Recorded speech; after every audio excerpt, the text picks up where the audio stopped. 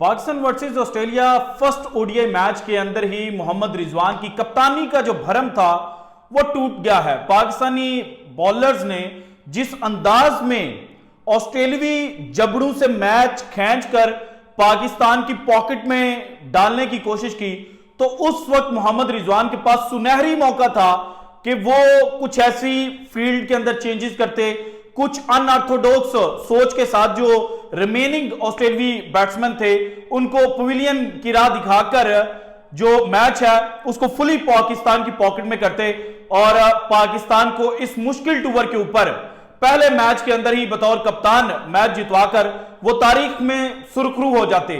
लेकिन ऑस्ट्रेलिया से मैच अपनी गिरफ्त में करने के बावजूद पाकिस्तान क्रिकेट टीम ये मैच हार गई है। और मोहम्मद रिजवान ने क्या गलतियां की हैं जिसकी वजह से पाकिस्तान ये मैच हारा है, इसके ऊपर डिटेल्स आज की वीडियो में मैंने आपके साथ शेयर करनी है। नंबर 2, पाकिस्तानी बॉलर्स हारिस रऊफ, शाहिन अफरीदी, एक लंबे अरसे के बाद इन दोनों ने दुनिया क्रिकेट के अंदर अपनी जो धाक है वो अगेन जनाब बिठाई है। और इसी धाक को देखकर जो भारतीय मीडिया है वो जहां पर हैरान हो रहा था और परेशान होते हुए जो अल्फाज उन्होंने पाकिस्तान के इस बॉलिंग पेयर के लिए बोले और जिस तरह से इनकी तारीफ की वो भी माजी में कभी भारतीय मीडिया ने नहीं की थी। सो इसके ऊपर भी जो डिटेल्स हैं वो मैंने आपके सामने रखनी है। लेकिन सबसे पहले अगर मैच की बात की जाए तो ऑस्ट्रेलिया टॉस जीता और टॉस जीतने के बाद ऑस्ट्रेलिया जो है उन्होंने बॉलिंग करने का फैसला किया। और ये जो ग्राउंड है मेलबर्न क्रिकेट स्टेडियम, यहां पर चूंकि जो इससे पहले फुटबॉल खेला जा रहा था तो ये ग्राउंड बड़ा नरम था, इसी वजह से जो बॉलर्स हैं उनको रनअप के अंदर और फिर जनाब जो बॉल डिलीवर करने के बाद स्ट्रगल है वो देखने को मिल रही थी। और पाकिस्तान की जानिब से ओपनिंग करने के लिए आए अब्दुल्ला शफीक और साइम अयूब, लेकिन हमारा ये जो ओपनिंग पेयर है जिसकी टेस्ट क्रिकेट के अंदर हाईएस्ट पार्टनरशिप 35 रन की है, 2024 के अंदर जो दुनिया के नाकाम तरीन ओपनर्स हैं टेस्ट क्रिकेट में उनमें ये नीचे से नंबर 1 नहीं है बल्कि ऊपर से नंबर 1 है, यानी कि सबसे गंदे तरीन ओपनर हैं और 8 की इनकी गालिबन एवरेज है। तो यहां पर अगेन जनाब जो अब्दुल्ला शफीक हैं वो तो आज आउट नहीं हुए, लेकिन साइम अयूब जो हैं वो सिर्फ 3 रन के ऊपर आउट हो गए और इनका जो स्कोर था वो 1 रन था। और जब अभी पाकिस्तान की प्लेइंग 11 अनाउंस नहीं हुई थी ना, तो मैंने आपके सामने एक वीडियो के अंदर जो ग्राउंड की डायमेंशंस हैं वो रखते हुए कहा था कि पाकिस्तान को यहां पर टेक्निकली साउंड बैट्समैन जो हैं वो खिलाने चाहिए। और साइम अयूब ठीक है, आप अगर एशिया में खेल रहे हैं तो वहां पर वो जनाब रन मार सकते हैं या फिर शॉर्ट बाउंड्री वाले हैं जैसे न्यूजीलैंड के स्टेडियम्स हैं या ग्राउंड्स हैं, तो वहां पर साइम अयूब जो है उनका बल्ला चल सकता है। लेकिन यहां पर जहां पर बाउंड्री डायमेंशंस आपकी जनाब 80 मीटर्स की हैं वहां पर साइम अयूब आपका नहीं चलेगा, आप साइम अयूब से एक्सपेक्ट नहीं कर सकते। और वहीं जनाब हमने देखा साइम अयूब जो हैं वो जनाब सिर्फ 1 रन के ऊपर आउट हुए। देन अब्दुल्ला शफीक, उनकी इनिंग के बारे में डेविड वार्नर ने कहा कि भाई इसके अंदर कोई एनर्जी ही नजर नहीं आ रही थी, 12 रन के ऊपर वो आउट हो गए। सो अब आपको याद आ रहे होंगे कि यार वो फखर जमान नामी एक बंदा था, उसको हम घर छोड़ आए थे कि उसकी जो नी है ना वो फुली फिट नहीं है, यही रीजन मेन थी ना कि यार उसका फिटनेस टेस्ट क्लियर नहीं हुआ, सो इसलिए हम उसको नहीं खिला सकते। सो आपके ओपनर्स का ये हाल है कि उनकी इनिंग को देखकर जो ऑस्ट्रेलियावी साबिक खिलाड़ी और कमेंटेटर्स हैं वो मजाक उड़ा रहे थे। देन जनाब बाबर आजम, मोहम्मद रिजवान, इन दोनों ने कहीं ना कहीं स्टेबिलिटी प्रोवाइड करने की कोशिश की, लेकिन बाबर आजम एक साइड पे रन्स बटोर रहे थे तो दूसरी साइड पे हमारे कप्तान मोहम्मद रिजवान जो हैं वो उस तरह से रन्स जो है वो स्कोर नहीं कर पा रहे थे और प्रेशर फिर पड़ रहा था। और जब जनाब एडम हम्पा बॉलिंग करने के लिए आए और हैरानकुन तौर पर ये वो बाबर आजम है जो अपने इनिशियल जो करियर का फेज था उसमें स्पिनर्स को डोमिनेट करते थे, लेकिन आज अगेन जनाब ये जो स्पिनर है उसको रीड नहीं कर पाए। 37 रन इन्होंने स्कोर किए।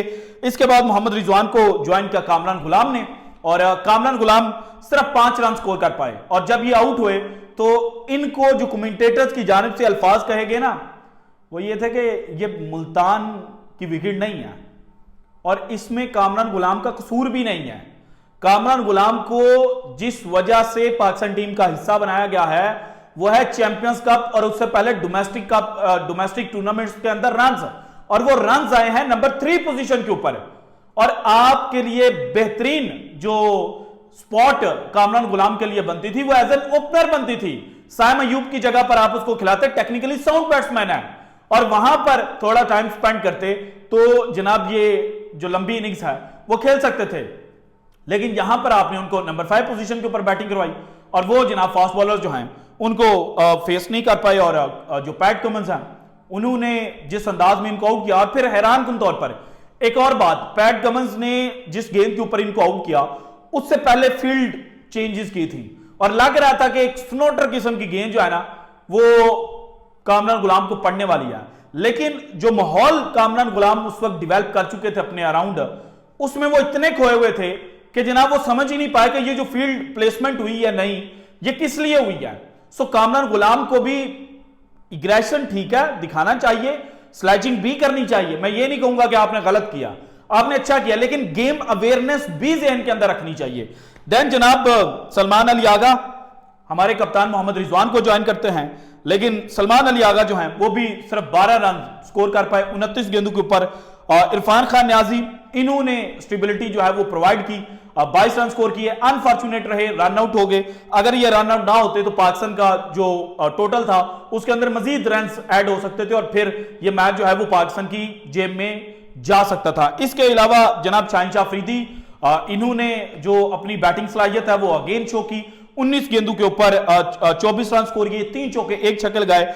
जबकि नसीम शाह बॉलिंग के अंदर, नसीम शाह रिसेंट टाइम्स के अंदर उतने इफेक्टिव नजर नहीं आए, लेकिन बैटिंग में जब भी ये आते हैं पाकिस्तान को जरूरत होती है तो वहां पर ये अपना 100% जो है वो डिलीवर करते हैं। और आज भी 4 छक्के और 1 चौके की मदद से इन्होंने 40 रन स्कोर किए, जबकि हारिस रऊफ अंडे के ऊपर आउट हुए, मोहम्मद हसनैन ने 2 रन स्कोर किया और नॉट आउट रहे। सो पाकिस्तान अगर पूरे 50 ओवर खेल जाता तो 10 से 12 या 15 से 20 रन पाकिस्तान के मजीद आ सकते थे, लेकिन 46.4 ओवर्स के अंदर पाकिस्तान की टीम जनाब ऑल आउट होगी। 203 रन पाकिस्तान ने स्कोर किए। और ये जो ऑल आउट पाकिस्तान टीम हुई है ना, मुझे साउथ अफ्रीका वाला वो मैच याद आ गया ओडीआई वर्ल्ड कप 2023 का, वहां पर भी अगर पाकिस्तान के जो टेल एंडर्स थे वो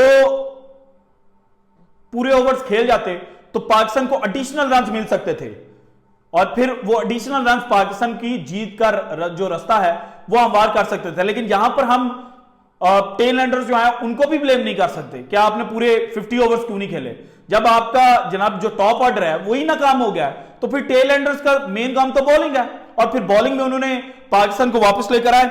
और जनाब जब ऑस्ट्रेलिया बैटिंग करने के लिए आया तो 204 रन उनको जीतने के लिए चाहिए थे, लेकिन जनाब जो शाहिनशाह अफरीदी हैं उन्होंने अपने दूसरे ही ओवर की जो दूसरी गेंद है उसके ऊपर मैथ्यू शॉट जो हैं उनको आउट कर दिया। 19 के ऊपर पहली विकेट गिरी। देन दूसरे एंड के ऊपर नसीम शाह जो हैं उन्होंने डेविड वार्नर की जगह टीम में आने वाले जो जेक फ्रेजर मैकड्रेक हैं इनको जनाब आउट किया और 28 के ऊपर 2 आउट हो गए।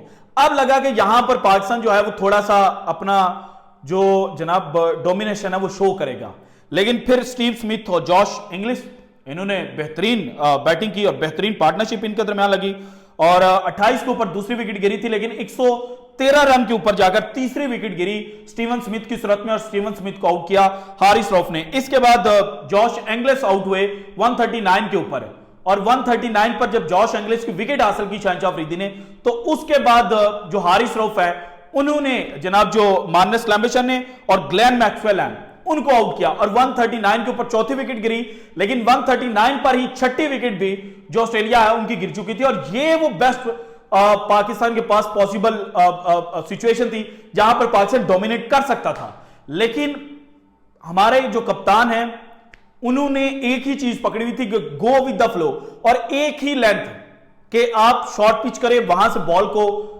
बाउंस कराएं, और वहां पर बाउंस कराने के चक्रों में वाइड्स भी हुई जो कि एक्स्ट्राज की सूरत में ऑस्ट्रेलिया को रन्स मिले। इसके अलावा मुझे मोहम्मद रिजवान की कप्तानी में वो अनऑर्थोडॉक्स जो सोच है ना वो कहीं पर भी नजर नहीं है। अगर किसी को नजर आई है तो कमेंट सेक्शन के अंदर बता दीजिएगा। इसके अलावा जनाब फिर सीन एबट जो हैं, सॉरी एरन हार्डी जो हैं, इनकी विकेट हासिल की मोहम्मद हसनैन ने। Then Sean Abbott run out हो गए और फिर लगा कि शायद अब रिमेनिंग 2 विकेट्स है, 2 गेंदों की मार है, लेकिन वो 2 गेंदें पाकिस्तान को नहीं मिली और पाकिस्तान अल्टीमेटली ये मैच जो है वो जनाब 2 विकेटों से हार गया। और जो ऑस्ट्रेलियाई कप्तान पैट कमिंस हैं, जो कि नंबर 9 के ऊपर बैटिंग करने के लिए आए थे, उन्होंने 31 गेंदों के ऊपर 32 रन स्कोर किए। और पैट कमिंस ऑलराउंडर्स की कैटेगरी में आते हैं, लेकिन व्हाइट बॉल फॉर्मेट में और स्पेशली जो ओडीआई क्रिकेट है उसमें उनका ट्रैक रिकॉर्ड इतना अच्छा नहीं है। 13 या 14 की उनकी एवरेज है। हम यहां पर पकड़ सकते थे, यह मैच हमारा था, अगर कहीं ना कहीं थोड़ी सी जो अपनी मेंटालिटी है ना उसमें हम चेंज लेकर आते। इसके अलावा जनाब पाकिस्तान की बॉलर्स, चूंकि हम 4 फास्ट बॉलर्स के साथ खेल रहे थे और टारगेट इतना ज्यादा था नहीं कि 5वां बॉलर इस्तेमाल करना पड़े, सो 4 फास्ट बॉलर्स को ही जनाब रिपीट किया गया। शाहिन शाह अफरीदी ने 10 ओवर किए, 43 रन देकर 2 विकेटें हासिल की। नसीम शाह ने 7.2 ओवर किए। बाद में जनाब उनकी जो नी है वहां पर खिंचाव महसूस हुआ और फिर वो फील्ड छोड़कर चले गए और 39 रन देकर 1 विकेट इन्होंने हासिल की, जबकि हारिस रऊफ 9 ओवर किए, 67 रन देकर 3 विकेटें हासिल की और मोहम्मद हसनैन ने जनाब 7.1 ओवर के अंदर 51 रन देकर 1 विकेट जो है वो हासिल की और पाकिस्तान ये मैच हार गया। लेकिन गलती क्या हुई? एक तो मेंटालिटी के अंदर फर्क नहीं आया, दूसरा जो आपने प्लेइंग 11 चूज की थी ये कंडीशंस के हिसाब से फास्ट बॉलर्स को देखते हुए तो थी, लेकिन जो आपके बैट्समैन थे उसमें आपसे गलती हुई है। और शायम अयूब मुझे नहीं लगता कि यहां पर उस तरह से कामयाब हो सकते हैं, क्योंकि he is not technically too sound. और कामरान गुलाम के लिए बेस्ट पॉसिबल जो प्लेस थी वो नंबर 5 की बजाय नंबर 1 यानी कि एज एन ओपनर थी, या फिर नंबर 3 पोजीशन थी जहां पर वो रन्स करके आए हैं। और इसके अलावा कामरान गुलाम को एक जो एप्रिसिएशन है वो मिलनी चाहिए कि जब 6 खिलाड़ी आउट थे तो उन्होंने स्लेजिंग के थ्रू, जो ऑस्ट्रेलिया वे है उसके थ्रू आउट करने की कोशिश की। हालांकि वो उस तरह से पे बैक नहीं कर पाया, लेकिन ये एक पॉजिटिव गेस्चर है। लेकिन साथ ये भी याद रखना चाहिए कि जो आप एनर्जी अपनी जनाब स्लेजिंग के ऊपर वेस्ट करते हैं उसको आपने अपने लिए बेनिफिशियल बनाना है, आपने अपने जो मैच अवेयरनेस है ना वो भी हासिल करनी है।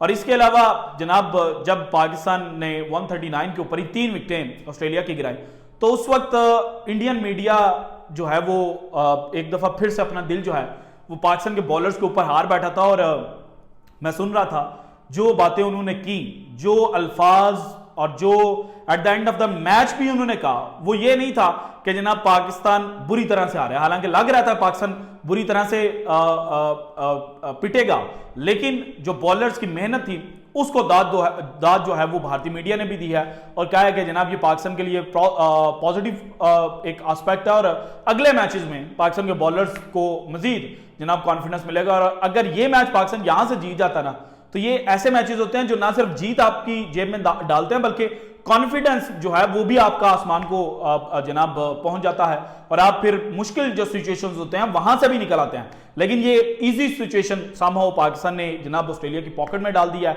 अब कप्तान जो हैं उनको भी जनाब देखना पड़ेगा कि this is the real cricket, ये डोमेस्टिक क्रिकेट नहीं है या ये जनाब जो फ्रेंचाइज क्रिकेट है वो नहीं है, ये इंटरनेशनल क्रिकेट है और इंटरनेशनल क्रिकेट की कप्तानी डिफरेंट होती है। So this is it from today's episode. अगर आपको वीडियो पसंद है तो लाइक कीजिएगा, ज्यादा से ज्यादा शेयर कीजिएगा, अपनी कीमती राय का इजहार लाजमी कीजिएगा और अगर आपने अब तक चैनल को सब्सक्राइब नहीं किया तो कर दें। शुक्रिया, अल्लाह हाफिज।